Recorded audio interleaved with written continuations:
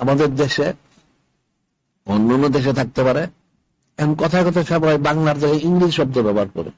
তো তুমি ইংরেজি শব্দ ব্যবহার করো কেন? তুমি ইংরেজি ভাষী, তুমি বাংলা ভাষী, তুমি এটা বলবা কেন? ওটা তুমি তো কাফেরা তাসির করছো তোমার উপরে। এই যে তাসবে যে লেখে আসবত মোতাসিরা, আসবত মোতাসিরা, সোহবত ক্রিয়া করে। সোবতটা কি? সোবতটা তো সব দিক থেকে, এটা পানির কাছে গেলে ঠান্ডা লাগে, আবার গরম পানির কাছে গরম লাগে, সূর্যের নিচে বসলে গরম লাগে, চুলার কাছে গেলে গরম লাগে, ফ্যান নিচে বসলে ঠান্ডা লাগে। প্রত্যেকটা তাসির আছে, বাসারও একটা তাসির আছে। কাফেরদের বাসাটা বদ তাসির আছে।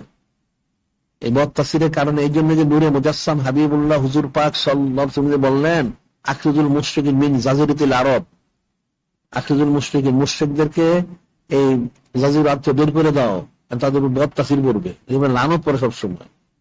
এই লানতগ্রস্তদের হিন্দু খ্রিস্টান বৌদ্ধ মজুসি যেতেই হোক, তাদের চাল চলন আচার ব্যবহার কথাবার্তা উঠা বসাগুলো যদি মুসলমান গ্রহণ করতে তার সে বদ তাসির করবে। সেই জন্য আমরা বলছিলাম যে ভাষা শব্দগত দিক থেকে এই শব্দগুলি, যতগুলি শব্দ আমার মশুরদের মানুষ ব্যবহার করে, এই শব্দগুলি আগে এনে এগুলি হয় বাংলা হোক, আর আগে যেটা ছিল ফার্সি বা আরবি, আরবি ফার্সি, আরবি আমাদের মূল ভাষা, আরবি ফার্সি অথবা বাংলা, এটাতে করে এগুলি আস্তে আস্তে প্রচলন করা। এখন নিজেরা আস্তে আস্তে প্রচলন করলে এরপরে আমি বলছি কিছু যদি হয়, তাহলে আপাতত প্রাথমিক ভাবে 8 পৃষ্ঠার আমরা রেসালা বের করবো, 8 পৃষ্ঠা।